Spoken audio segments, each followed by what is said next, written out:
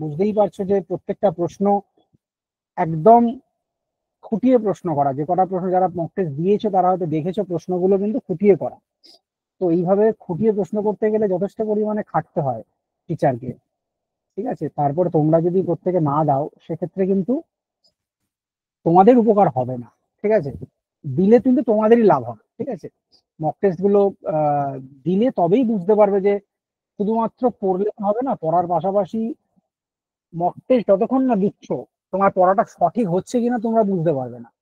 প্রত্যেকেই তো পড়াশোনা করে, প্রত্যেকেই পড়াশোনা করে, সবাই খাটে কম বেশি, কিন্তু সবাই তো আর জেআরএফটা পায় না বা সবাই নেটটা পায় না। না কেন? কিছু নিশ্চয় পার্থক্য নিশ্চয়ই আছে না, যে কারণেই রেজাল্টে তফাৎ চলে আসে। এই পার্থক্যগুলো কিন্তু বুঝতে হবে। প্রশ্ন সংখ্যা অল্প, 10টা থেকেই আগে থেকে শুরু করো। তারপর তো তোমাদের জন্য এই ইউনিট ওয়ানটা বা ইউনিট টুটা যখন আমরা পড়ছি, এরপর একটা ইউনিটের ওপর তোমাদের পুরো মক টেস্ট নেওয়ারও আমরা চিন্তা ভাবনা করছি, এবং ইউনিটের ওপরও মক টেস্ট হবে, এবং পরবর্তীতে বিভিন্ন পিওয়াই কিউ বলো বা সেট, কিছুদিনের মধ্যে সেট রয়েছে, সেটের পিওয়াই কিউ বলো, সেটের জন্য মক টেস্ট বলো, সবকিছুই তোমাদের জন্য অ্যারেঞ্জ করার কথা ভাবা হচ্ছে। কিন্তু তোমরা যদি আগ্রহ প্রকাশ সেভাবে না করো, আহ, তাহলে কিন্তু যে টিচাররা খাটবে বা যারা কোশ্চেন রেডি করবে তোমাদের জন্য তারাও আগ্রহ পাবে না। ঠিক আছে, এই হচ্ছে ব্যাপার। তো চেষ্টা করো, মিলেমিশে আমরা পড়াশোনা করব, মিলেমিশে খাটবো একে অপরের সাথে, তাহলে কিন্তু আহ খারাপ হবে না, প্রত্যেকেরই ভালো হবে। কিন্তু যদি টিচার খাটতে থাকে, টিচার মক টেস্ট সেট করছে, মক টেস্ট স্টুডেন্টরা দিচ্ছে না, তাতে কিন্তু লাভ খুব একটা হবে বলে মনে হয় না। যারা এখানে কেউ কেউ রয়েছে যারা আমার রেগুলার ব্যাচের স্টুডেন্ট, আগে আমার রেগুলার ব্যাচে পড়েছে, এখনো কেউ কেউ আছে প্রেজেন্ট স্টুডেন্টও কয়েকজনকে আমি দেখতে পাচ্ছি, অনেকে হয়তো জয়েন করেনি। কিন্তু প্রত্যেকেই জানো যদি মক টেস্ট দেওয়া হয় তার উপকার কি। মক টেস্ট না দিলে কিন্তু তোমরা সেভাবে উপকৃত হবে না। ঠিক আছে, পুরোনো স্টুডেন্টদের সহজতে পাওয়া যায় না। আজকে মধুমিতাকে পেয়েছি। মধুমিতা আমার এখানে বহুদিন ধরে আমার সাথে লেখাপড়া করেছে, আমরা একসাথে লেখাপড়া করেছি, আমি পড়িয়েছি ওদেরকে। ও আর জেআরএফ হয়তো পেয়ে গিয়েছে। মধুমিতা কেমন আছো? অনেকদিন হ্যাঁ পর দাদা। দেখো। হ্যাঁ দাদা, ভালো আছি। আমার একটু একটা মানে শরীর খারাপ হয়েছিল, অপারেশন হয়েছিল আগে, তো বহুদিন আমি সেই জন্য আসতে পারিনি ক্লাসে। তাই আর আচ্ছা কি আচ্ছা আজকে আচ্ছা। এলাম আর কি। হুম। তো তোমাদের যারা ভাই বোনেরা রয়েছে তাদের একটু বলে দাও তো, যে যারা ওরা মক টেস্ট কিছু দিতে চাইছে না, তুমি তো হ্যাঁ জেআরএফ স্যার, পেয়ে আমি গেছো তো স্যার অলরেডি। প্রচুর বলি যে হচ্ছে ঋতু এমন একটা হচ্ছে বা এডুকেশন এটা এমন একটা মানে মানে অন্যান্য তবু মানে এখনকার পরীক্ষার সাপেক্ষে মানে এতটাই স্টাডি মেট, একই স্টাডি মেট বারবার পড়ায়, কিন্তু ঋতু এত বা এটা এতটাই এখন আপডেট হয়ে যাচ্ছে যে কোশ্চেনের সাথে সাথে স্টাডি মেটও দিন দিন আপডেট হচ্ছে। ঠিক আছে, এবারের কোশ্চেন সবাই দেখেছে কতটা কঠিন হয়েছে, কিন্তু যারা কিন্তু ঋতু থেকে পড়েছে তারা যদি একটু ভালো করে মন দিয়ে পড়ে, অনেকেই কিন্তু এখান থেকে এবারে জিআরএফ করে বেরোবে। কারণ ঋতু এমন একটা জিনিস যে প্রত্যেকবারে স্টাডি মেটটা আপডেট করে হ্যাঁ, সময়ের সাথে যদিও সাথে। বা এখন ঋতুর সাথে এভাবে ঋতু ইনস্টিটিউশনটাকে আমি আর কন্টিনিউ করছি না, এটা এডুকেশনের সাথে এডুইডেন্স নামে এখন এটি নতুন ভাবে করা হয়েছে। ঋতুতে কিছু রকম রেজিস্ট্রেশনে প্রবলেম হয়ে গিয়েছিল, কিছু রকম প্রবলেম, কারণ ওই নামে অন্য একটি ইনস্টিটিউট আচ্ছা আচ্ছা। আগেই রেজিস্টার করা আছে, ওই জন্য রেজিস্ট্রেশনে প্রবলেম যেহেতু হয়েছে, রেজিস্ট্রেশনে না এক নামে দুটো রেজিস্ট্রেশন হয় না, অন্য রেজিস্ট্রেশনের প্রবলেমের কারণে, লোগো রেজিস্ট্রেশন বলো, এই ধরনের রেজিস্ট্রেশনের সমস্যা হওয়ার কারণে আমরা অন্য নামে ইনস্টিটিউশনটাকে কন্টিনিউ করার চেষ্টা করছি। তো এইটাই আমি একটু আগে, তুমি ক্লাসে আসোনি, তোমাদের ভাই বোনেদের বলছিলাম যারা এখনো জেআরএফটা পাইনি তাদেরকে মক দাদা, টেস্টের আমিও বিষয়ে হচ্ছে বলছি। তোমার কাছে আবার হচ্ছে ক্লাসটা নিতে চাই, কারণ মানে আমারও অনেকটাই গ্যাপ চলে গেছে, তো এবার এই যে আমার একটু শরীর খারাপের জন্য অনেকটাই পড়াশোনাটা গ্যাপ চলে গেছে, তো আমিও এটাকে মানে কি বলে যে পাস করে গেলেও আমি এটাকে কন্টিনিউ করতে রাখছি, যাতে হচ্ছে কোনো কিছু সমস্যা না হয়, যাতে একটা মানে ধারাবাহিকভাবে চলে সবকিছুটা। কারণ নেটের সিলেবাসটা এমনই, ওটা যদি ভালো করে পড়া থাকে পরবর্তীকালে কোনো কিছু পরীক্ষায় বসা বলো বা হ্যাঁ, পিএইচডি বলো কোনো কিছু সংস্কৃতে অসুবিধা হয় না। সংস্কৃতে যে কোনো পরীক্ষায় বসতে গেলে নেটের সিলেবাসটা যদি হ্যাঁ, আমাদের শেষ করা থাকে বা পড়া থাকে বা এই পড়ার জন্য আমি চর্চা তোমার থাকে, সাথে কথা বলে আমি এটা আবার নিতে চাইছি আর কি। তাহলে অনেকেরই সুবিধা হবে নেটের সিলেবাসটার জন্য। হ্যাঁ হ্যাঁ হ্যাঁ। ঠিক আছে, অসুবিধা নেই, ঠিক আছে, সেটা কোনো কথা নয়। আমি জাস্ট সে, দেখো এখানে সকলে যারা ক্লাস করছো কোর্সের সময়, কেউ কোর্সে অ্যাডমিশন নিতেও পারো, কেউ নাও নিতে পারো, সেটা কোনো সমস্যা নেই। কিন্তু আমরা যেটুকুনি কোর্সের বাইরে গিয়েও তোমাদের জন্য চেষ্টা করছি, মক টেস্ট অ্যারেঞ্জমেন্ট করছি, তোমরা যদি একটু নিজেদের আহ ভালোর জন্য যদি একটু পড়ো না, তোমাদের ভালো। আমি তোমাদের জন্য বা যারা ফ্যাকাল্টি যারা রয়েছে তারা প্রত্যেকে 200% খাটার জন্য প্রস্তুতি রয়েছে। হয়তো কোনো কারণে আমার শারীরিক সমস্যার কারণে আমি আগের সপ্তাহে আমার ক্লাসগুলো বন্ধ হয়ে গেছে, হয়তো হয়নি বেশি দিন, কিছু সমস্যা হয়েছিল, কিন্তু তোমাদের জন্য আমরা আরো বেটার কিছু করার কথা ভাবছি। এবার তোমাদের টপিক ওয়াইজ সিরিজও নিয়ে আসবো আমি, মানে অনলাইন কোশ্চেন আনসারও ডিসকাস করবো তোমাদের সাথে কোনো একটা টপিক ধরে। তো চিন্তা করার কিছু নেই, আমরা তোমাদের জন্য খাটার জন্য প্রস্তুত হয়ে রয়েছি, রেডি হয়ে রয়েছি। শুধু তোমরা যদি খাটো, আমাদের সাথে তাল মিলিয়ে যদি খাটতে পারো, তাহলে কিন্তু ভালোই হবে। ঠিক আছে, পড়তে হবে নিজেদেরকে। ঠিক আছে, যেখানেই নিজে পড়ো, কোথাও পড়ো, বই কিনে পড়ো, যা হোক করে আলটিমেট পড়তে হবে এবং প্র্যাকটিস করতে হবে। ঠিক আছে, না হলে কিন্তু নেট পাওয়াটাও শক্ত হয়ে যাবে। এখন যেভাবে প্রশ্ন হচ্ছে, জেআরএফ তো অনেক দূরের কথা। ঠিক আছে, হ্যাঁ তো একটু আজকে আমরা মোটামুটি যে বিষয় নিয়ে পড়াশোনা করব সেটা হচ্ছে বৈদিক বেদাঙ্গ এবং তার যে ব্যাখ্যা পদ্ধতি রয়েছে সেই বিষয় নিয়ে একটু আমরা আলোচনা করব। প্রথমে আমরা যদি একটু দেখে নিই, সেটা হচ্ছে বেদের যে অঙ্গ তাকেই বেদাঙ্গ বলা হয়। হ্যাঁ, বেদস্য অঙ্গ বেদাঙ্গ এরামও বলা যেতে পারে, এবং বা বেদস্য অঙ্গানি বেদাঙ্গানি এরম বলাটাও যেতে পারে। কারণ যেহেতু এটি বহু বচনান্ত, বেদাঙ্গ তো একটি নয়, বেদাঙ্গ প্রায় 6টি রয়েছে, সেই অনুযায়ী বেদস্য অঙ্গানি বেদাঙ্গানি বলাটাও ভুল নয়, যুক্তিসঙ্গত অধিক। বেদস্য অঙ্গ বলার থেকে যদি আমরা অঙ্গানি বলি, এটাকে যদি বেদাঙ্গম করা যায়, বেদস্য অঙ্গানি বেদাঙ্গানি এরম বললে বেশি প্রাসঙ্গিক হয়। ষষ্ঠী তৎপুরুষ সমাস নিষ্পন্ন সকলেই আমরা বুঝতে পারছি। তো এখানে অঙ্গ শব্দের একটি তাৎপর্য রয়েছে। অঙ্গ শব্দের অর্থ যে তত্ত্বের দ্বারা বস্তুর স্বরূপের বোধ জন্মায়, তাকেই কিন্তু এখানে অঙ্গ শব্দের দ্বারা বুঝতে হবে। অঙ্গ অনেক কিছু, অঙ্গ এখানে বেদকে একটি পুরুষ রূপে কল্পনা করে তার বিভিন্ন অঙ্গকে এক একটি অংশের সঙ্গে তুলনা করা হয়েছে। আমরা পরে পাণিনীয় শিক্ষা যদি দেখি, সেখানেও বলা হয়েছে, আমরা দেখবো পরে সেটা। সেটা তোমরা সকলেই জানো কম বেশি। তো এই জন্য দেখো বলা হয়েছে অঙ্গ্যান্তে জায়ন্তে এভি রীতি অঙ্গানি, মানে যে তত্ত্বের দ্বারা তার স্বরূপের বোধ জন্মায়, সেটাকেই আমরা অঙ্গ বলি। ঠিক আছে, তাহলে এই যে বেদাঙ্গ গুলো তাহলে অ্যাকচুয়ালি কি করে, বৈদিক যে সমস্ত তত্ত্ব রয়েছে, অর্থাৎ বেদের যে গুড় অর্থ রয়েছে, ঠিক আছে, সেইগুলো জানার জন্য সহায়ক হিসাবে কিন্তু কাজ করে এই বেদাঙ্গ গুলো। ঠিক আছে, যে জন্য আমরা যদি দেখি ব্রাহ্মণের অঙ্গ সহিত বেদের অধ্যয়ন করা কিন্তু কর্তব্য ছিল। এ কথা কিন্তু আমরা যখন পাণিনি বলছি, মহাভাষ্য পড়েছি তখনও দেখেছি, বেদান্ত সার পড়তে গিয়েও আমরা লক্ষ্য করেছি, ইত্যাদি গ্রন্থে কিন্তু সেখানে বা মনুস্মৃতিতেও বলা আছে, অঙ্গ সহিত বেদের অধ্যয়ন সম্পূর্ণ করতে গেলে অঙ্গ সহিতই বেদের অধ্যয়ন করতে হবে। অঙ্গগুলোকে না জানলে কিন্তু বেদের সম্পূর্ণ অর্থের বোধ বা সম্পূর্ণ বেদকে রক্ষা করাও অনেক সময় সম্ভব হয় না। ঠিক আছে, তো এই অঙ্গগুলো কি কি, 6টি অঙ্গ রয়েছে, সে অঙ্গগুলো একটু আমাদেরকে তার সম্পর্কে একটু ডিটেলসে জেনে রাখতে হবে, সেগুলো আমরা আগে চেষ্টা করব জানার। এখানে 6টা মোট অঙ্গ রয়েছে, সেগুলো কি, শিক্ষা, ব্যাকরণ, নিরুক্ত, ছন্দ, জ্যোতিষ, কল্প। এবারে তোমরা যদি পরীক্ষায় দেখো, তোমাদের কৌটিল্যের অর্থশাস্ত্র অনুসারে কিন্তু তোমাদের ক্রম জানতে চেয়েছিল। কারণ কৌটিল্যের অর্থশাস্ত্র যদি আমরা দেখি, সেখানে কিন্তু স্পষ্টত যেখানে ত্রয়ী বিষয়ক বিদ্যার কথা আলোচনা করেছে, হ্যাঁ, সেখানে 3 প্রকার বেদের কথা বলা হয়েছে। 3টে বেদকে একত্রে, ঋক, সাম, যজু, 3টেকে তিনি একত্রে ত্রয়ী বলেছেন। ত্রয়ী বলার পরে তিনি বেদাঙ্গ সম্পর্কে বলতে গিয়ে কিন্তু যে বেদাঙ্গগুলো আমাদের রয়েছে, সেই বেদাঙ্গগুলো সম্পর্কে কিন্তু একটি ক্রম বলেছেন, যেই ক্রমটা কিন্তু তোমাদের এবারে পরীক্ষায় কিন্তু এসছিল, যে কৌটিল্যর মতে বেদাঙ্গের সমুচিত ক্রম কি। সেইখানে দেখো পরিষ্কার বলেছে কি, শিক্ষা কল্প ব্যাকরণম নিরুক্ত ছন্দ বিচিতি জ্যোতিষাম ইতি চাঙ্গানি, এরম কথা তিনি বলেছেন। তো এর দ্বারা আমরা বুঝতে পারছি যে ক্রমটার কথা তিনি বলছেন, সেখানে শিক্ষা, কল্প, ব্যাকরণ, নিরুক্ত, ছন্দ এবং জ্যোতিষ, এই ক্রমেই তিনি বেদাঙ্গগুলোকে কিন্তু ডিফাইন করেছেন। ঠিক আছে, ওখানে সাম, ঋগ, যজুর বেদাস্তয়স্ত্রয়ী এরম তিনি বলেছেন। বলার পরে তিনি বলছেন অথর্ববেদ ইতিহাস ও বেদৌ চ বেদাহা, এরকম বলেছেন, মানে অথর্ববেদকে এবং ইতিহাসকেও তিনি বেদ বিষয়ে অন্তর্ভাব করেছেন, সেগুলোকে বেদ বলেছেন।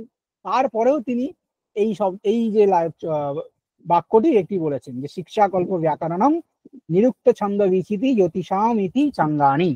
ঠিক আছে, অর্থাৎ এই 6টি হচ্ছে বেদের অঙ্গ, এ কথা তিনি বললেন। ঠিক আছে, তো এখান থেকে আমাদেরকে ক্রম আসতে পারে, এসেছে যখন, এবং বেদাঙ্গের আরেকটিও কিন্তু কারিকা পাওয়া যায়, যেখানেও কিন্তু একটি অন্য রূপ, যেখানে সম্ভবত এটি গ্রন্থটার নাম এই মুহূর্তে আমার মনে পড়ছে না, কিন্তু সেখানে শিক্ষা ব্যাকরণম ছন্দঃ নিরুক্তম জ্যোতিষম তথা কল্পশ্চেতি ষডাঙ্গানি বেদস্য মুনির মনীষিণা, না বেদস্যাহুর মনীষিণা এরকম বলা আছে, মানে বেদের মনীষীদের দ্বারা বলা হয়েছে এই 6টি হলো বেদাঙ্গ। সেখানে ক্রমটা একটু অন্য দেওয়া রয়েছে, সেখানে শিক্ষা, ব্যাকরণ, ছন্দ, নিরুক্ত, জ্যোতিষ, কল্প, যেই ক্রমটা আমি এখানে তোমাদের ইয়োলো দিয়ে দিয়েছি, এখানে তোমরা প্রত্যেকে দেখতে পাচ্ছ, এই ক্রমটা অনুসারে কিন্তু সেখানে বলা হয়েছে। ঠিক আছে, সম্ভবত কোথায় বলা হয়েছে গ্রন্থটা ঠিক আমার রেফারেন্সটা মনে পড়ছে না এই মুহূর্তে শ্লোকটার, কিন্তু এই ক্রমটাও সেখানে দেওয়া রয়েছে। তো দুটো ক্রমকেই তোমরা একটু খেয়াল রাখবে। ঠিক আছে, এবং এগুলোকে বেদে সাধারণত আমরা জানি পরাবিদ্যা এবং অপরাবিদ্যার দুটো বিষয় বিদ্যা রয়েছে। পরাবিদ্যার আলোচনা কোথায় পাওয়া যায়, কোন শাস্ত্রে পরাবিদ্যার আলোচনা করা হয়েছে?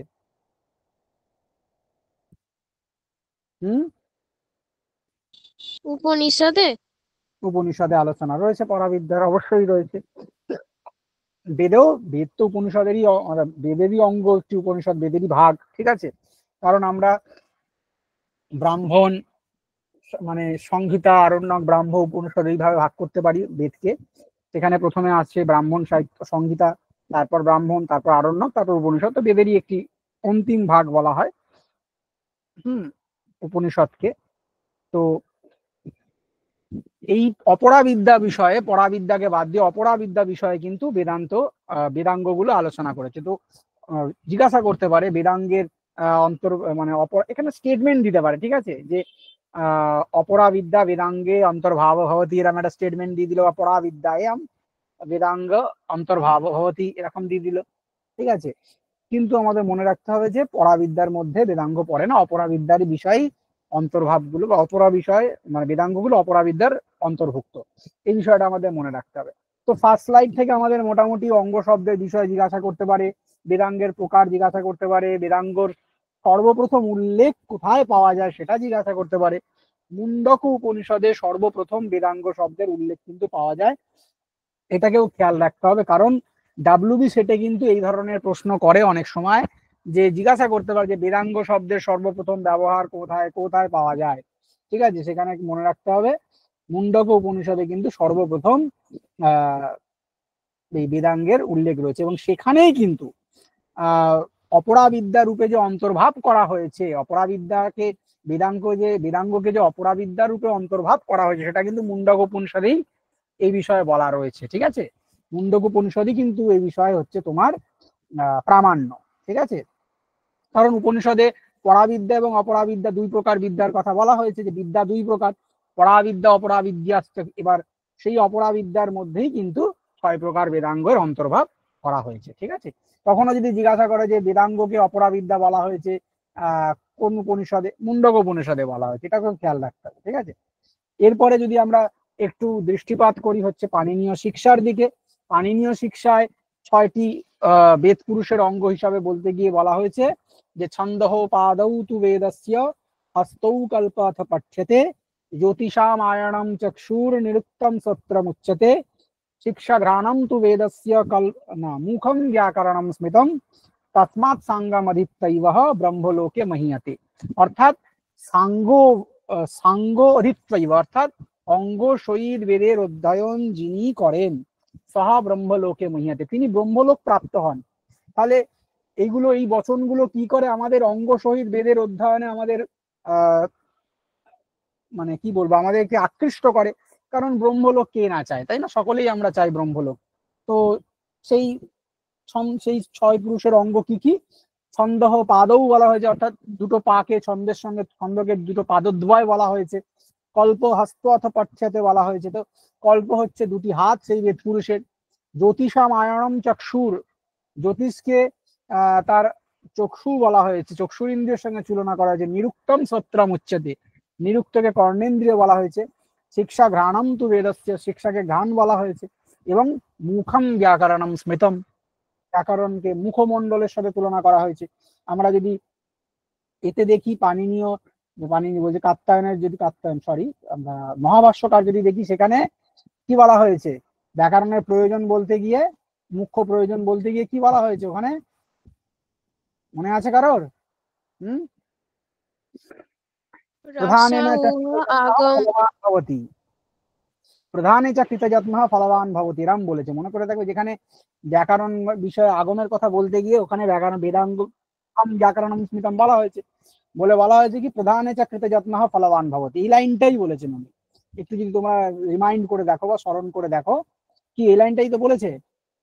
হুম, প্রধানে চ কৃতযত্নঃ ফলবান ভবতি, একটু দেখবে গিয়ে উল্টে এই লাইনটাই বলেছেন। ঠিক আছে, তার মানে প্রধানের প্রতি, মানে মুখ হচ্ছে আমাদের, কোন একটা মানুষকে যদি আমরা চিনি তখন তার মুখকে দেখে আমরা প্রথম তো মুখের দিকেই তাকাই না, মুখই হচ্ছে অঙ্গের গুলোর মধ্যে প্রধান। তো মুখকে দেখে আমরা বলি যে এটা এ, ওটা রাম, ওটা শ্যাম, ওটা যদু, ওটা মধু, যাই হোক, তো মুখ হচ্ছে প্রধান। তাই উনি বলেছেন যে প্রধানে চাকরিতে যত্ন ফলবান ভবতি। ওখানে 6 প্রকার যে প্রয়োজনগুলো রয়েছে তার মধ্যে এই বিষয় রয়েছে। ঠিক আছে, এরপর আমরা এটা কিন্তু তোমাদের ভালো করে খেয়াল রাখবে, এখান থেকে ডান দিক বাম দিক স্তম্ভ আসতে পারে, সাধারণ লেভেলের অনেক প্রশ্ন করতে পারে। ঠিক আছে, এরপর আমরা এক একটি বেদাঙ্গ বিষয়ে একটু জানার চেষ্টা করব। আমরা শিক্ষা বেদাঙ্গ গুলো বিষয়ে একটু জানবো যে শিক্ষা বেদাঙ্গে কি বলছে। ঠিক আছে, শিক্ষা বেদাঙ্গ এবং তার স্বরূপ বিষয় যদি জানি, সেখানে কিন্তু যদি আমরা দেখি স্পষ্টত বলা হয়েছে যে যেখানে স্বর বর্ণ ইত্যাদি বিষয়ক শিক্ষা লিপিবদ্ধ হয়েছে তাকেই শিক্ষাতে ইতি শিক্ষা বলা হয়। অর্থাৎ যেখানে স্বরবর্ণের উচ্চারণ এবং প্রকার ইত্যাদি বিষয়ে উপদেশ করা হয়, যেখানে শিক্ষাতে শব্দের অর্থ হচ্ছে উপদিশ্যাতে। হ্যাঁ, শিক্ষাতে ইতি শিক্ষা, এখানে শিক্ষাতে মানে উপদিশ্যাতে, যার উপদেশ দেয়। উপদেশ বলতে কিসের উপদেশ দেবে, এখানে কোন বিষয়ের উপদেশ, উপদেশ তো তারই দেওয়া হয় যে বিষয়ে আমাদের অজানা, সেই বিষয়ে আমরা উপদেশ দিই। উপদেশ বলতে এখানে সাধারণত শিক্ষাগুলো স্বর বর্ণ ইত্যাদির উচ্চারণ বিষয়ক যে উপদেশ, সেই উপদেশ আমাদের প্রদান করে। ঠিক আছে, এবং ভাষা বিজ্ঞান অনেকটাই শিক্ষা বেদাঙ্গের সঙ্গে যুক্ত বা সম্বন্ধ যুক্ত। কারণ ভাষা বিজ্ঞান যদি আমরা দেখি, সেখানে এই শিক্ষা বেদাঙ্গ এবং ব্যাকরণ দুটোর মিক্সচাপ কিন্তু আমরা দেখতে পাই সে ভাষা বিজ্ঞানের মধ্যে। অনেক সময় পরীক্ষায় জিজ্ঞাসা করে যে ভাষা বিজ্ঞান কোন বেদাঙ্গের অনুসারী বা কোন বেদাঙ্গকে অনুসরণ করে। শিক্ষা আর ব্যাকরণ দুটোই যদি কখনো অপশানে থাকে, তোমরা কিন্তু অবশ্যই শিক্ষা বেদাঙ্গ বিষয় নেবে, কারণ বর্ণ ইত্যাদি বিষয়ে ব্যাকরণ অবশ্যই আলোচনা করে। ভাষা বিজ্ঞানের বেশিরভাগ পাঠটা কিন্তু ব্যাকরণের থেকেও শিক্ষার সঙ্গে রিলেটেড, শিক্ষা ব্যাকরণের সাথে কিন্তু ওতপ্রোতভাবে জড়িত ভাষা বিজ্ঞান, এটাকে খেয়াল রাখবে। ঠিক আছে, এবং এই তৈত্তিরীয় উপনিষদের দিকে যদি আমরা একটু তাকাই, তৈত্তিরীয় উপনিষদে প্রথমেই শিক্ষার 6টি অঙ্গের বিষয়, কারণ ওখানে তৈত্তিরীয় উপনিষদে কটা এ রয়েছে, বল্লী রয়েছে,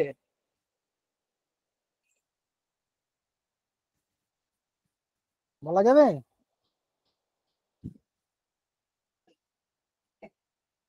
বলা যাবে? হ্যাঁ স্যার, 3টি। শিক্ষা বললি, ব্রহ্মানন্দ বললি আর ভৃগু বললি। আচ্ছা, তাহলে আরেকটি প্রশ্ন করি। এই তৈত্তিরীয় যে উপনিষদ, এটি তৈত্তিরীয় আরণ্যকের কোন 3টি অধ্যায় নিয়ে বা প্রপাঠক নিয়ে তৈরি, এটা একটু বলে দাও আমাকে। পারবে, তুমি পারবে, আমি বিশ্বাস করি, চেষ্টা করে পারবে। আচ্ছা, তো আরো তৈত্তিরীয় আরণ্যকে কটি প্রপাঠক রয়েছে, কিছুদিন আগেই পড়েছি, বলো তো। মনে করে দিচ্ছি, ভদ্র সহবৈ চিতি জুঞ্জাতে দেববৈ পরে, এই যে বিষয়টা বলেছিলাম তোমাদের মনে আছে প্রত্যেকের? 10টি প্রপাঠকের কথা বলেছিলাম, মনে করে দেখো। ভদ্র সহবৈ চিতি জুঞ্জাতে দেববৈ পরে, শিক্ষা ব্রহ্মানন্দ শিক্ষা ভৃগু ব্রহ্মানন্দ। এর মধ্যে অন্তিম যে 3টে রয়েছে, অর্থাৎ 8, 9, 10, না সরি 7, 8, 9 বোধহয়, হ্যাঁ, এই 3টে নিয়ে বোধহয় আমাদের তৈত্তিরীয় উপনিষদ। ঠিক আছে, এবং শেষেরটা হচ্ছে মহানারায়ণী উপনিষদ পরে হচ্ছে। এটা একটু খেয়াল রাখবে। কিছুদিন আগেই তোমাদের বৈদিক সাহিত্যে পরিচয় যখন পড়িয়েছি, ওখানে কিন্তু আমি আলোচনা করেইছিলাম। ঠিক আছে, তো এখানে কিন্তু তৈত্তিরীয় উপনিষদ অনুসারে অঙ্গের 6টি ক্রম কিন্তু তোমাদের যে কোনো মুহূর্তে আসতে পারে, এবং আরোহী অবরোহী ক্রমেই তোমরা মনে রাখবে আরোহী মানে বর্ণ থেকে সন্তানের দিকে যাবে, অবরোহী মানে সন্তান থেকে বর্ণের দিকে আসবে। তো যদি আসে যে তৈত্তিরীয় উপনিষদ দিশা, নাও আসতে পারে, পার্টিকুলার কোনো কোনো কাউকে অনুসরণ করে না দিয়ে ডাইরেক্ট জিজ্ঞাসা করতে পারে যে শিক্ষাঙ্গানম আরোহী ক্রমেণ বিচুনুতঃ, হ্যাঁ, শিক্ষার অঙ্গগুলি কি আরোহী ক্রমে চয়ন করো বা অবরোহ ক্রমেণ বিচুনুতঃ, এরকমও প্রশ্ন করতে পারে, অবরোহী ক্রমে চয়ন করো। তো আমাদের যদি আমরা দেখি যে বর্ণ, স্বর, মাত্রা, বল, সাম এবং সন্তান, এই 6টি হচ্ছে আমাদের আরোহী ক্রম যদি আমরা দেখি। আর অবরোহী দেখলে সন্তান, সাম, বল, মাত্রা, স্বর, বর্ণ এইভাবে পেছন থেকে সামনের দিকে আসবে। ঠিক আছে, তো এটা খেয়াল রাখতে হবে। তো এবার আমি 6টা বিষয় একটু সংক্ষেপে জানার চেষ্টা করবো আমরা, যে বর্ণ কি। বর্ণ বিষয়ে বলা হয়েছে যে বর্ণ ও কারাদি, অকারাদিকে বর্ণ মানে অ আর বর্ণ। অ্যাকচুয়ালি ব্যাপারটা কি, বর্ণ আমরা যদি লৌকিক ভাবে বুঝতে চেষ্টা করি, কোন ধ্বনির লিখিত রূপকে আমরা বর্ণ বলি। যে কোনো ধ্বনি, সেই ধ্বনির লিখিত যে রূপ, যে চিহ্নের দ্বারা আমরা ধ্বনিটাকে প্রকাশ করি বা ব্যক্ত করি বা লিখি, লিখে বোঝাই, সেটাকেই বর্ণ বলে। কিন্তু প্রাতিসাক্ষার ভাষায় যদি আমরা একটু দেখি, প্রাতিসাক্ষ্যে বলা হয়েছে যে বর্ণ অকার আদি, আদি শব্দের দ্বারা বাদ বাকি সবাইকে বুঝতে হবে। সেই বর্ণগুলো জানি আমরা কি, স্বরবর্ণ এবং ব্যঞ্জন বর্ণ ইত্যাদি রয়েছে। পরে সেই স্বর বিষয়ে বলা হয়েছে, স্বরের সেই স্বর কিন্তু আলাদা। বৈদিক স্বর আগের দিন যেটা আমরা পড়লাম, উদাত্ত, অনুদাত্ত এবং স্বরিত, এই 3 প্রকার স্বর। এছাড়াও যে আরো অন্যান্য স্বর রয়েছে আমরা পড়েছি আগের দিনের ক্লাসে। আপাতত এখানে মেন যে 3টে স্বর, উদাত্ত, অনুদাত্ত এবং স্বরিত, এই 3টে স্বরকে স্বরস্থ, উদাত্ত, আদি এরম বলা হয়েছে। মাত্রা কি, মাত্রাহা রস্বাদিকাহা মাত্রাহা। এই রস্বাদিকা মানে, কারণ আমরা জানি যে মাত্রা সাধারণত 1 মাত্রা, 2 মাত্রা, 3 মাত্রা এবং অর্ধমাত্রা, 4টে মাত্রা হয়। তার মধ্যে রস্বস্বর যেগুলো, সেগুলোর 1 মাত্রা, দীর্ঘস্বর গুলো 2 মাত্রা, প্লুতস্বর গুলো 3 মাত্রা এবং ব্যঞ্জন গুলো হচ্ছে অর্ধমাত্রা। ঠিক আছে, এগুলোকে একটু খেয়াল রাখতে হবে। এবং বল কাকে বলা হয়েছে, বলছে বলম উচ্চারণ স্থানম তালবাদিকম। ঠিক আছে, তালু, মূর্ধা, এই যে সমস্ত মানে প্রযত্ন গুলোকে অ্যাকচুয়ালি বলা হয়েছে, আভ্যন্তর প্রযত্ন, বাহ্য প্রযত্ন, এই উচ্চারণের প্রযত্ন। এই প্রযত্ন গুলো আমরা যদি দেখি ব্যাকরণে, ওখানে আভ্যন্তর প্রযত্ন কয় প্রকার বলা হয়েছে, বাহ্য প্রযত্ন কয় প্রকার বলা হয়েছে, কেউ একজন বলো আমাকে জলদি। এগুলো তো ঠোঁটের ডগায় রাখতে হবে, নাহলে ধরতে হবে। বলো বলো পায়েল, বলো। ক্রমানুসারে বলতে হবে আমাকে, সুনির্দিষ্ট ক্রমে, উল্টো পাল্টা ক্রম বললে কিন্তু হবে না। আর লঘু বাহ্য সিদ্ধান্ত প্রযত্ন বলো। 11 প্রকার। 11 প্রকার, 11 প্রকার, ঠিক আছে। আগে আভ্যন্তরটা কয় প্রকার, অভ্যন্তর 5 প্রকার। কি কি, ক্রমানুসারে চাই আমার, একদম ক্রমে। অনুসারে স্যার গোলমাল হবে এখন। কেন, স্পৃষ্টম, ঈষৎপৃষ্টম, বিবৃতম, ঈষৎ বিবৃতম, সংবৃতম, এই তো। এগুলো হচ্ছে আভ্যন্তর প্রযত্ন 5টি। ঠিক আছে, কি কি, স্পৃষ্টম, ঈষৎপৃষ্টম, বিবৃতম, ঈষৎ বিবৃতম, সংবৃতম।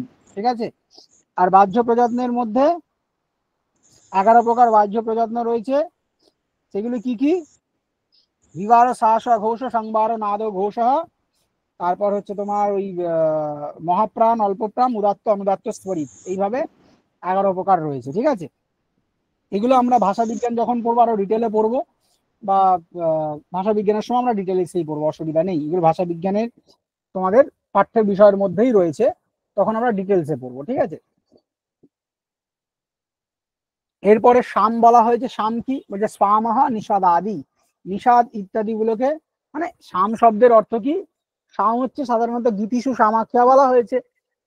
সাধারণত ঋগ মন্ত্রগুলোকে যে গাওয়া হয় সেগুলোকেই সাম বলা হয়। ঋগ মন্ত্রগুলোকেই তো অ্যাকচুয়ালি গায়নের মাধ্যমে বলা হয়, কারণ সামবেদে ঋগ্বেদীর সংখ্যাই কিন্তু বেশি। সামবেদে সাম মন্ত্রের সংখ্যা খুবই কম, 104টি মাত্র সামবেদের নিজস্ব মন্ত্র রয়েছে। ভুল বললাম না, ঠিকই বলেছি, 104টি। আর প্রায় 1771টি মন্ত্র রয়েছে যেগুলো ঋগ্বেদ থেকে নেওয়া বা অধ্যাহার করা। ঠিক আছে, তো সেই যে ঋগ মন্ত্রগুলো বলো, সাম মন্ত্রগুলোর উপর গানের মাধ্যমে তাকে উপস্থাপন করা হয় যজ্ঞ ক্ষেত্রে বা বিনিয়োগের সময়, যখন তখন সেগুলোকে সামমন্ত্র বলা হয়। তো সেই সামের কিছু সাম মানে শুদ্ধ উচ্চারণ, সেখানে গানের মাধ্যমে তাদের শুদ্ধভাবে উচ্চারণ করা হয়, ঠিক আছে। আর সন্তান মানে কি? সন্তান হচ্ছে সন্তানহ বিকর্ষণাদি। এবারের পরীক্ষায় একটি প্রশ্ন এসেছিল এবং অনেকেই এই জায়গাটাকে চ্যালেঞ্জ করার জন্য বলছিল যে সন্তান সাম হবে, বিকর্ষণের বলতে সাম অপশনে ছিল, যেহেতু সাম বিকার যদি থাকতো তখন আমরা নিতে পারতাম, ঠিক আছে। কিন্তু সন্তানহ বিকর্ষণাদি অপশনে সন্তানও ছিল, সামও ছিল। তো সন্তানকে নিয়ে প্রাসঙ্গিক এবং এনটিএ সন্তানই আনসার কিতে দিয়েছে। অনেকে এটা চ্যালেঞ্জ করার জন্য বলছিল, কিন্তু চ্যালেঞ্জ করে খুব একটা লাভ হবে না, কারণ এনটিএ কিন্তু এই প্রশ্নটাকে মানবে না, শেষ পর্যন্ত হয়তো মানবে না। কিন্তু দুটো অপশন হয়তো না দেওয়াই উচিত ছিল, দিয়েছে, এখন কিছু তো করার নেই। কিন্তু এনটিএ এটাতে হয়তো অটল থাকতেও পারে নিজের সিদ্ধান্তে, ঠিক আছে। যাই হোক, এটা এই সংহিতা বা সন্ধি বিষয়টাকেই বিকর্ষণ বলা হয়েছে, ঠিক আছে। এটাকে সরি বিকর্ষণ বলছি, সেটাকে সন্তান বলা হয়েছে এখানে, এটাকে খেয়াল রাখতে হবে। এরপরে আমাদের যে বিষয়টা দেখতে, হ্যাঁ কেউ কিছু বলছো? স্যার সাম তো মনুসংহিতাতেও আছে, পরীক্ষায় কোশ্চেন দিলে কিভাবে লিখবো, মানে বুঝবো কি করে কোন সামটা দিয়েছে? প্রশ্নকর্তা দেখলি তোমাকে উপায় চতুষ্টার মধ্যে যে দেবে সেটা তো নয়, উপায় চতুষ্টায় বলেই তখন উল্লেখ করে দেবে, ঠিক আছে। সামদান দণ্ডভেদ যখন তুমি দেখবে সেখানে তোমাকে উপায় চতুষ্টা হিসাবে উল্লেখ করে দেবে, ঘাবড়ানোর দরকার নেই, ঠিক আছে, চিনতে পারবে, ওরকম কনফিউশন করবে না, চিন্তা। এরপরে দেখো আমরা যেটা দেখবো সেটা হচ্ছে শিক্ষা বেদাঙ্গ গুলো পড়ার পর, জাস্ট হেডিংটা না চেঞ্জ হয়নি এখানে, জাস্ট এটা আমি একটু অমিট করছি, এইটাকে বাদ দিচ্ছি, জাস্ট এটা হচ্ছে তোমাদের শখের মাধ্যমে এটাকে একটু দেখে রাখবে। মেনলি যেটা আমরা দেখবো সেটা হচ্ছে কি, প্রত্যেকটা বেদের কিছু শিক্ষা গ্রন্থ রয়েছে। এই শিক্ষা গ্রন্থগুলোর মধ্যে একদম যেগুলো পরীক্ষা আসতে পারে, এর বাইরে যে শিক্ষা গ্রন্থ নেই এমনটা কিন্তু নয়। একদম গুরুত্বপূর্ণ শিক্ষা গ্রন্থ, এর বাইরেও শিক্ষা গ্রন্থ কিছু রয়েছে যেগুলো তোমাদের স্টাডি ম্যাটে আরো ডিটেলস দেওয়া হবে, যখন দেওয়া হবে চিন্তা নেই। কিন্তু এখানে পিপিটির মধ্যে সবটা দেওয়া সম্ভব নয়, তাই যেটুকুনি দেওয়া গেছে সেটুকুনি দেওয়া হয়েছে। ঋগ্বেদের মধ্যে শিশিরীয় শিক্ষা, সৌনক শিক্ষা, পাণিনীয় শিক্ষা, সরাং শিক্ষা ইত্যাদি রয়েছে।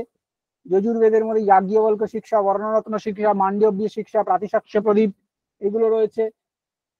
কৃষ্ণ যজুর্বেদের মধ্যে চারায়ণীয়, ভারদ্বাজ, কৌন্ডিন্য, ব্যাস, শম্ভু, পারি ইত্যাদি বিষয়গুলো রয়েছে। সামবেদের মধ্যে নারদীয় শিক্ষা রয়েছে, লোমসীয় রয়েছে, গৌতম শিক্ষা রয়েছে, পঞ্চবিধ সূত্র রয়েছে, এইগুলো রয়েছে সব সামবেদের শিক্ষা গ্রন্থের মধ্যে। অথর্ববেদের মধ্যে মান্ডুকীয় শিক্ষা, বর্ণপটল শিক্ষা, দন্তষ্টি বিধি এবং কৌৎস বিধি, এইগুলো হয়েছে অথর্ববেদীয় শিক্ষা গ্রন্থের মধ্যে পড়ছে। এবং তোমাদের কিন্তু ভালোই জানো যে ডাব্লিউবি সেট পরীক্ষা প্রায় ডিসেম্বরের বোধহয় 15 তারিখেই বোধহয় রয়েছে সম্ভবত, আমার ঠিক ডেটটা খেয়াল নেই। তো এই যে চারটা কিন্তু তোমাদের জন্য খুব গুরুত্বপূর্ণ, এই চারটা থেকে একটা প্রশ্ন আসবেই আসবে আসবে, এইটুকুনি বলে দিতে পারি জোরের সাথে। ডাব্লিউবি সেটে এই চারটা থেকে একটা প্রশ্ন আসবেই আসবে, ঠিক আছে। তো খেয়াল রাখবে, এটা ভালো করে একটু পড়ে রাখবে তোমরা, ঠিক আছে। এরপরে আমরা ব্যাকরণ বেদাঙ্গ বিষয়ে জানবো।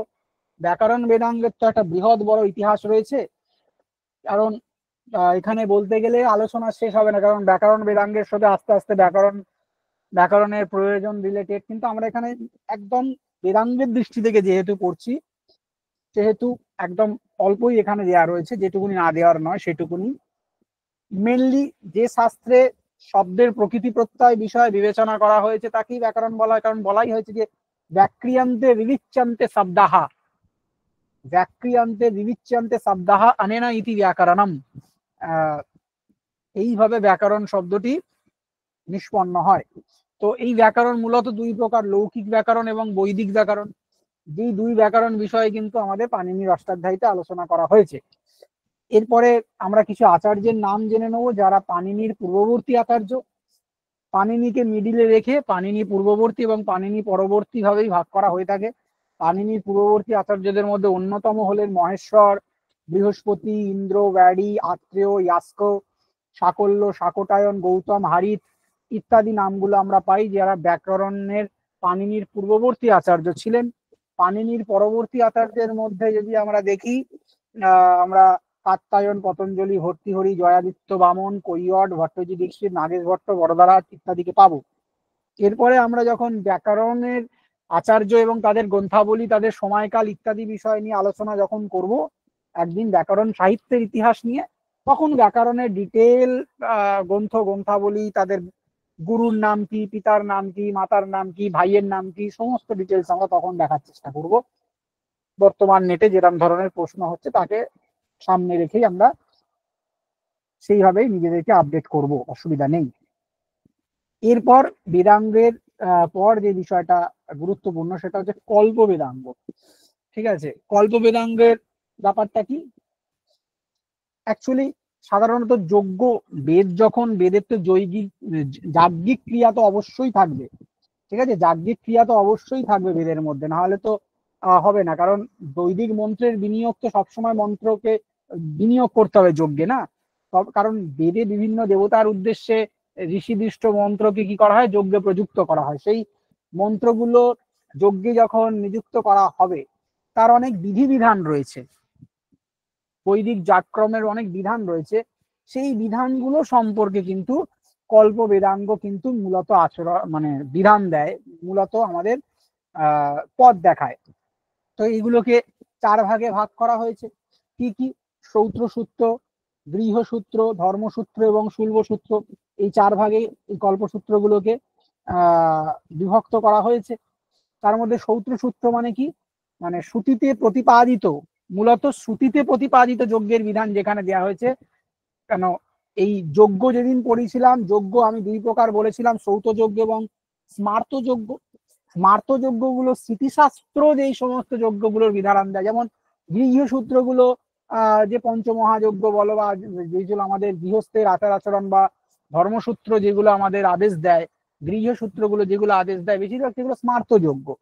কিন্তু শ্রুতিতে প্রতিপাদিত যজ্ঞের বিধান যেগুলো দেওয়া হয় সেগুলো শ্রৌত যজ্ঞ। শ্রৌত যজ্ঞ মূলত তার বিধান শ্রৌত সূত্রেই থাকে। ঠিক আছে, শ্রুতিতে প্রতিপাদিত যজ্ঞের যে বিধানগুলো রয়েছে সবই শ্রৌত সূত্রে রয়েছে, এটাকে একটু খেয়াল রাখবে প্রত্যেকে। এরপর আমরা যদি দেখি আমাদের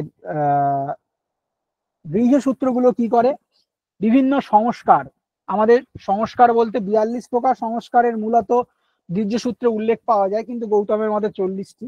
কিন্তু মেন যে সংস্কার, আমরা ষোড়শ সংস্কারকেই বুঝি সংস্কার বলতে।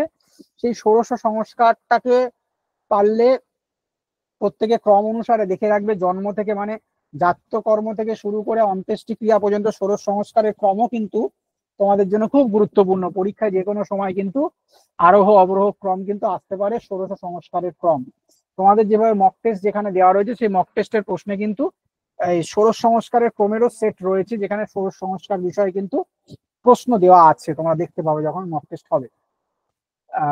আর ধর্মসূত্রে কিন্তু তোমাদের মিনিমাম কি করা হয়, আচার আচরণ সম্পর্কে বিধান, মানে বিভিন্ন বর্ণ, বিভিন্ন আশ্রমের আমাদের বর্ণ ব্যবস্থায় বিভক্ত ছিল, সেই আশ্রম বা বর্ণগুলোর আচার আচরণ সম্পর্কিত বিধান কিন্তু ধর্মসূত্রগুলোতে দেওয়া রয়েছে। আমরা যদি মনুস্মৃতি দেখি, সেখানে ব্রাহ্মণের কর্তব্য কি, শূদ্রের কর্তব্য কি, বৈশ্যের কর্তব্য কি ইত্যাদি কর্তব্য বিষয় কিন্তু আমরা অর্থশাস্ত্র যদি দেখি, কৌটিল্যের অর্থশাস্ত্রেও আমাদের যেগুলো সিলেবাসের মধ্যে রয়েছে সেখানে কিন্তু রয়েছে। যাজ্ঞবল্ক্য স্মৃতি যদি দেখি, সেখানে আচার অধ্যায় পাঠ্য রয়েছে, পাঠ্য নিয়ে আমাদের ব্যবহার অধ্যায় পাঠ্য, কিন্তু আচার অধ্যায় বলে একটি অধ্যায় রয়েছে, আচার অধ্যায় কিন্তু সেই আচার আচরণ সম্পর্কিত আলোচনা কিন্তু রয়েছে। এই ধর্মসূত্রগুলো, স্মৃতিশাস্ত্রের যে ধর্মসূত্রগুলো রয়েছে তারা কিন্তু আচার আচরণ সম্পর্কে কিন্তু বিধান দেয়। ঠিক আছে, আর শুল্বসূত্র, শুল্ব শব্দের অর্থ রজ্জু, যজ্ঞীয় বেদির পরিমাপ, এটি জ্যামিতি শাস্ত্রের জনক বলা হয় এই সূত্রটাকে, কারণ পরিমাপ বিষয়ক বিভিন্ন পদ্ধতি কিন্তু এই শুল্বসূত্রেই রয়েছে, এবং জ্যামিতি শাস্ত্রের উৎস হিসাবে কিন্তু এই শুল্বসূত্রকে কিন্তু বিবেচনা করা হয়ে থাকে। ঠিক আছে, এটাকে মিনিমাম জিনিসগুলো যেগুলো বেসিক সেগুলো আমাদের মনে রাখতে হবে। এখানে একটি তালিকা রয়েছে, যে তালিকাটা তোমাদের পরীক্ষার দৃষ্টি থেকে খুব গুরুত্বপূর্ণ। এখানে আমরা 4টে বেদের বিষয় দেখেছি। শুক্ল যজুর্বেদটার কোন রকম তালিকা এখানে আমি দিইনি, কারণ তার অন্যতম কারণ এর বাইরে যা আসবে পরীক্ষায় তোমরা চোখ বন্ধ করে শুক্ল যজুর্বেদ উত্তর করতে পারবে, যে কারণে শুক্ল যজুর্বেদের শ্রৌত সূত্র, গৃহসূত্র, ধর্মসূত্র ইত্যাদির সংখ্যা অনেক, যে কারণে আমরা সেগুলোকে পড়বই না, আমরা শুধুমাত্র ঋগ্বেদ, শুক্ল যজুর্বেদ, সামবেদ এবং অথর্ববেদ এই চারটেকে পড়বো। এর বাইরে পরীক্ষায় যা আসবে চোখ বন্ধ করে আমরা কৃষ্ণ যজুর্বেদে উত্তর করার জন্য তৈরি থাকবো, ঠিক আছে। পরীক্ষার প্রস্তুতি কিছু এইভাবেও করতে হয়, এত বড় সিলেবাসে সবটা না পড়ে কিছু জিনিস বাদ দিয়েও মনে রাখার চেষ্টা করতে হয়। এটাও একটা কিন্তু ট্রিক, এটাকেও তোমরা খেয়াল রাখবে প্রত্যেকে, ঠিক আছে। ঋগ্বেদে সৌত সূত্রের মধ্যে আশ্বালায়ন এবং সাংখ্যায়ন পড়ে। এবছরেই যে প্রশ্নটি ভুল এসেছিল, যে প্রশ্নটি চ্যালেঞ্জের জন্য তোমাদের জানিয়েছিলাম, সেখানে কিন্তু আশ্বালায়ন সাংখ্যায়নকে ওরা উত্তর হিসেবে নেয়নি, মানে সামবেদের সৌত সূত্র হিসাবে আশ্বালায়ন সাংখ্যায়নকে নিয়ে নিয়েছিল, যেটি সামবেদের হবে না সম্ভবত। প্রশ্নটা ঠিক মনে পড়ছে না আমার, ঋগ্বেদের দিয়েছিল নাকি সামবেদের দিয়েছিল, কিন্তু অপশানে আশ্বালায়ন সাংখ্যায়ন ছিল, ঠিক আছে। গৃহ্য সূত্রের মধ্যে আশ্বালায়ন সাংখ্যায়ন কৌশিতকি বা সাম্বব্য গৃহ্য সূত্র রয়েছে। বাশিষ্ঠ ধর্মসূত্র ঋগ্বেদের, অনেকে বশিষ্ঠ বা বাশিষ্ঠ ধর্মসূত্রকে কৃষ্ণ যজুর্বেদের বলে ভুল করে, এবং অনেক বইতে কিন্তু ভুল ইনফরমেশন দেওয়া রয়েছে। যারা সেই বইগুলো পড়ে পরীক্ষা দিতে যাবে তাদের কাছে কিন্তু ভুলই হবে এটা, ঠিক আছে। বাশিষ্ঠ ধর্মসূত্র কখনোই শুক্ল যজুর্বেদের, কৃষ্ণ যজুর্বেদের নয়, সেটা কিন্তু শুক্ল যজুর্বেদ ঋগ্বেদেরই কিন্তু ধর্মসূত্র। শুল্বসূত্র সাধারণত নেই, একমাত্র যজুর্বেদেরই শুল্বসূত্র হয়, অন্য কোনো বেদের শুল্বসূত্র নেই যজুর্বেদের, কারণ যজ্ঞ বিষয়ক বিভিন্ন বেশিরভাগ বিধান যজুর্বেদেই দেওয়া রয়েছে, এবং শুল্বসূত্রগুলো সব যজুর্বেদের সঙ্গে সম্বন্ধযুক্ত, ঠিক আছে। তো যজুর্বেদের কাত্যায়ন সৌত সূত্র এবং কাত্যায়ন শুল্বসূত্র, একটি মাত্রই শুল্বসূত্র এবং সৌত সূত্র রয়েছে।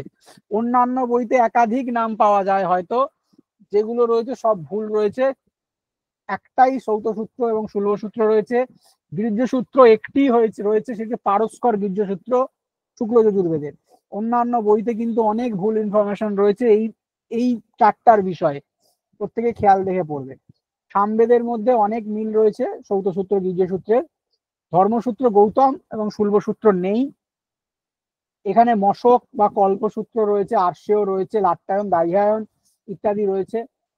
এখানে গৃহ্য সূত্রের মধ্যে গভীল রয়েছে, খাদির রয়েছে, ঠিক আছে। তোমাদের কিন্তু এইভাবেও প্রশ্ন আসতে পারে, ঠিক আছে। খাদির, গভীল এখনো আসেনি, যে সামবেদের গৃহ্য সূত্র কোনগুলো বলে 4টে অপশন 5টা অপশন দিয়ে দেবে। গৃহ্য সূত্রের মধ্যে ধরো দিয়ে দিল লাট্টায়ন, লাট্টায়ন দিয়ে দিল, আর্ষেয় দিয়ে দিল, গভীল দিয়ে দিল, খাদির দিয়ে দিল, এভাবে দিয়ে দিল। তখন খাদির গভীলকে নিতে হবে, খাদির গভীল কিন্তু সৌত সূত্রের মধ্যে নেই, সেটা কিন্তু খেয়াল রাখতে হবে, ঠিক আছে। গভীলে গ আছে, গৃহ্য সূত্রতে গ আছে, গয়ে গয়ে করে মনে রাখবে, আর গভীল আর খাদিরকে পরপর মাথায় রাখবে, তাহলে কিন্তু ভুল হবে না। জৈমিনীয় সৌত গৃহ্য দুটোতেই রয়েছে, দ্রাঘ্যায়ন সৌত গৃহ্য দুটোতেই রয়েছে, এগুলো কমন। আর অথর্ববেদের মধ্যে বৈতান সৌত সূত্র, কৌশিক গৃহ্য সূত্র, ধর্মসূত্রও নেই, শুল্বসূত্রও নেই, ঠিক আছে। এই চারটাকেও ভালো করে তোমরা খেয়াল রাখবে, এটা কিন্তু খুব গুরুত্বপূর্ণ চার্ট। এখান থেকেও কিন্তু ডাব্লিউবি সেট এবং নেট দুটোতেই কিন্তু একটা করে প্রশ্ন কিন্তু থাকেই প্রতিবার, ঠিক আছে, এটাকে খেয়াল রাখবে। এরপর নিরুক্ত বেদাঙ্গ, নিরুক্ত আমাদের সিলেবাসে তো পাঠ্যই রয়েছে, যেটা আমরা নিরুক্ত যখন পড়বো এই বিষয়ে আমরা ডিটেলে পড়বো, কিন্তু এখন বেদাঙ্গর দৃষ্টি থেকে যেটুকুনি জানা দরকার সেটুকুনি আমরা দেখব। নিরুক্ত বিষয়ে যদি আমরা দেখি, সেখানে অর্থবিজ্ঞান বলা হয় নিরুক্তকে, ঠিক আছে, কারণ অর্থ বিষয়ে নিরুক্ত সাধারণত অর্থ নিয়ে আলোচনা করে, ঠিক আছে, অর্থ নিয়ে মূলত আলোচনা করেছে, আলোকপাত করেছে, যে কারণে ওকে শব্দ ব্যুৎপত্তি শাস্ত্র বলা হয়ে থাকে, ঠিক আছে। আমরা যদি দেখি শব্দ এখানে কিন্তু আসতে পারে, তোমাদের জিজ্ঞাসা করতে পারে যে নিরুক্তের অপর নাম কি, নিরুক্তের অপর নাম কিন্তু শব্দ ব্যুৎপত্তি শাস্ত্র, এটাকে কিন্তু একটু খেয়াল রাখবে তোমরা প্রত্যেকে, ঠিক আছে।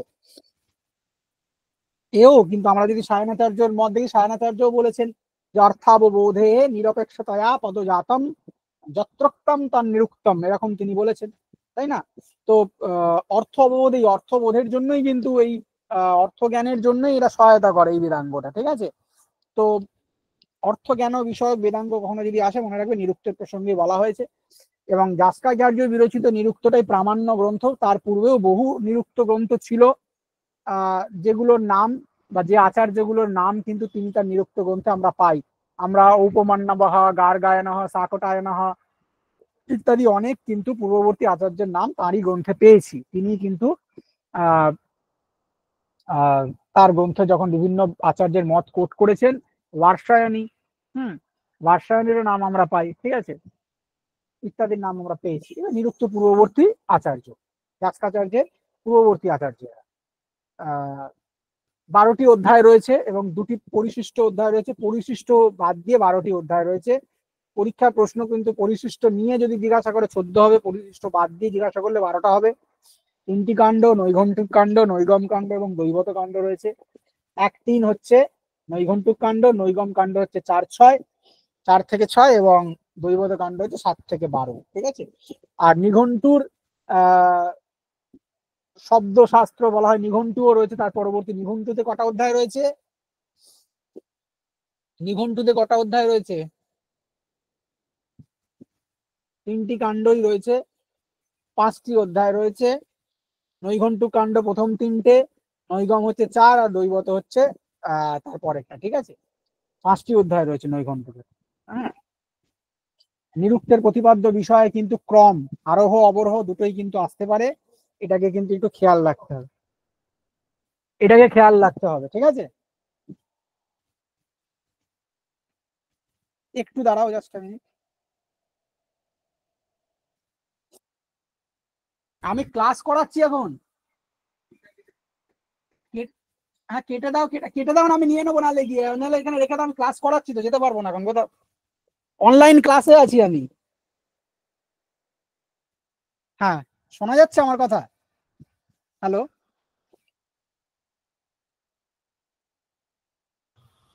হ্যালো, শোনা যাচ্ছে? হ্যাঁ শোনা হ্যাঁ স্যার যাচ্ছে। শোনা যাচ্ছে। যেটা বলছিলাম, কোথায় ছিলাম? হ্যাঁ, এই 5টা যে বর্ণনীয় বা প্রতিপাদ্য যে বিষয়গুলো রয়েছে, সেই প্রতিপাদ্য বিষয়গুলো একটু মনে রাখবে। বর্ণাগম, বর্ণ বিপর্যয়, বর্ণ বিকার, বর্ণ নাশ এবং ধাত্বর্থোপদেশ, এই 5টা কিন্তু খুব গুরুত্বপূর্ণ। এই বিষয়ে আমাদের যে কারিকাটা খুব গুরুত্বপূর্ণ। কারিকাটা পড়ে রাখলেও তোমাদের চলে যাবে। ঠিক আছে, কারিকাটাও মেন। হ্যাঁ, মেন কারিকাটা মনে রাখবে, কারিকাটা মনে রাখলেও কিন্তু তোমাদের চলে যাবে। ঠিক আছে, আর যদি কেউ কারিকা মনে রাখতে না চাও, ওই 5টা নামও মনে রাখলে চলবে। ঠিক আছে, কারিকাটা মেনলি সম্ভবত কাত্যায়নের যে বার্তিক রয়েছে বা কাত্যায়নেরই কারিকা, কাত্যায়নী এই বিষয়টা নিয়ে আলোকপাত করেছেন।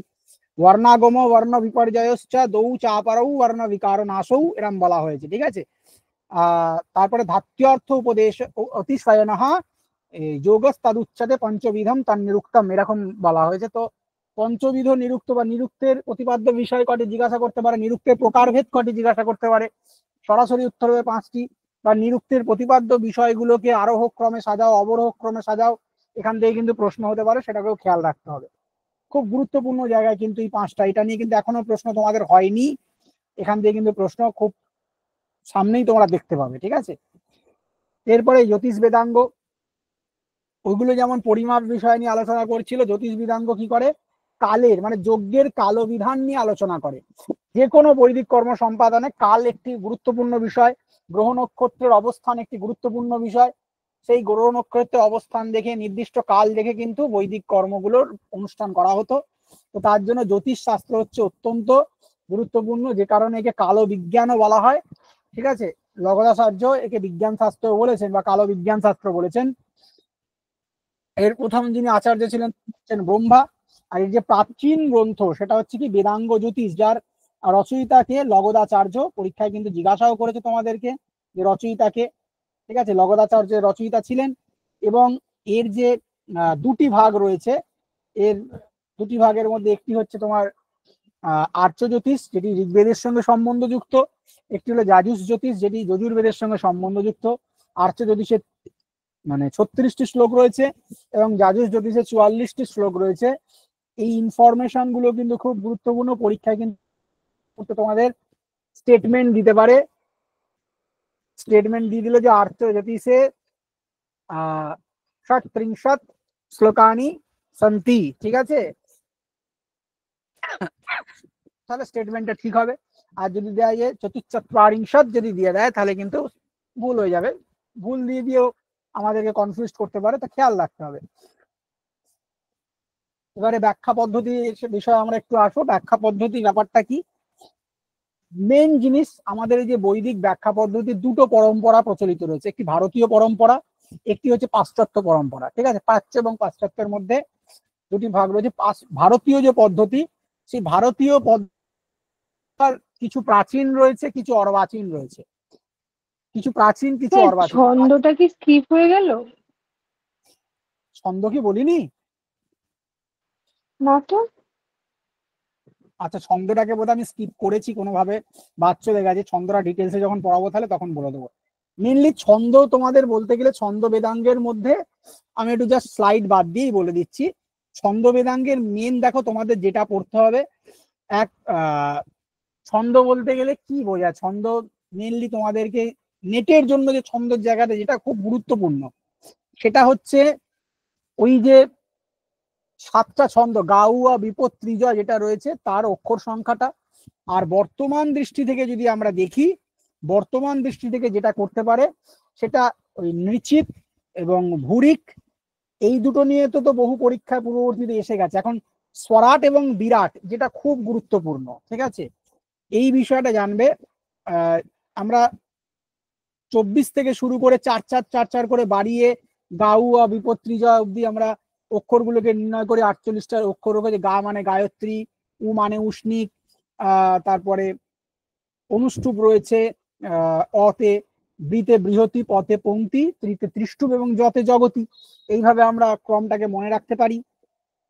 24 থেকে শুরু করে 4 করে প্লাস করলে আমাদের 48 অব্দি আমরা পাবো।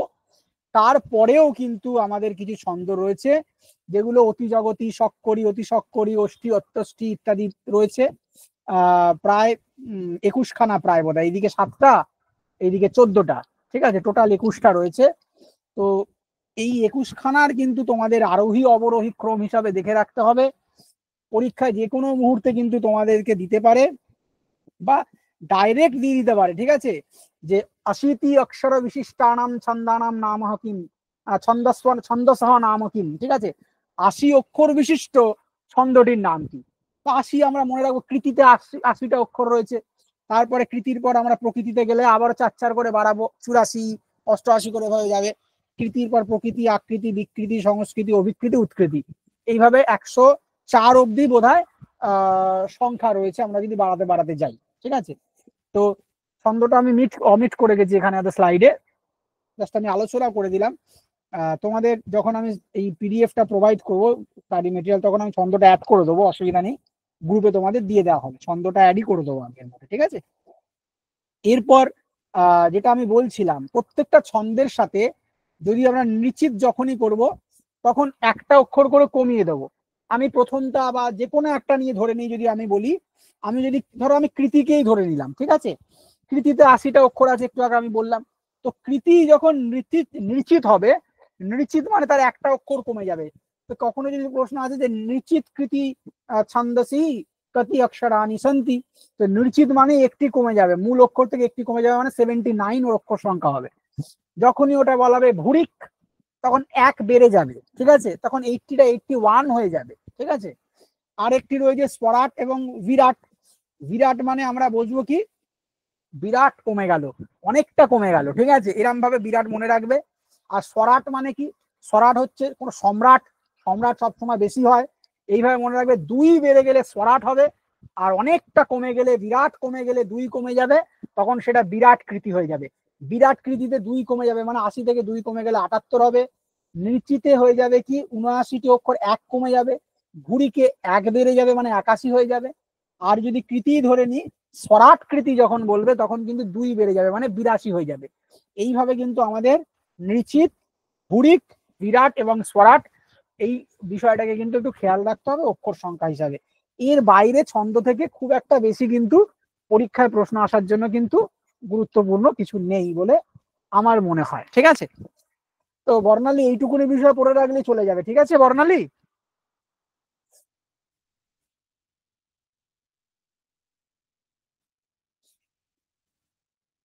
বর্ণালী বললে তো তখন বোধহয়, গলাটা তো তাই লাগলো। ক্লাসে আছো বর্ণালী? বলেছো এটা লিফট করে গেছে বোধহয়। যারা আছো তাদের বলে দিই, এইটুকুনি মোটামুটি ছন্দের পড়ে রাখলে তোমাদের কাজ চলে যাবে, ঠিক আছে। এরপর ব্যাখ্যা পদ্ধতিতে যদি আমরা আসি, প্রাচীন এবং অর্বাচীন দুটো ব্যাখ্যা পদ্ধতি আমরা পাই। প্রাচীনদের মধ্যে এবং অর্বাচীনদের মধ্যে দুটো দুটো করে ভাগ রয়েছে, ঠিক আছে, একটি বৈজ্ঞানিক এবং একটি যাজ্ঞিক। ওই প্রাচীনের মধ্যে যদি আমরা দেখি বৈজ্ঞানিক ব্যাখ্যাকার হিসাবে আমরা একজনকেই পাই, সেটা হচ্ছে ইয়াস্কো।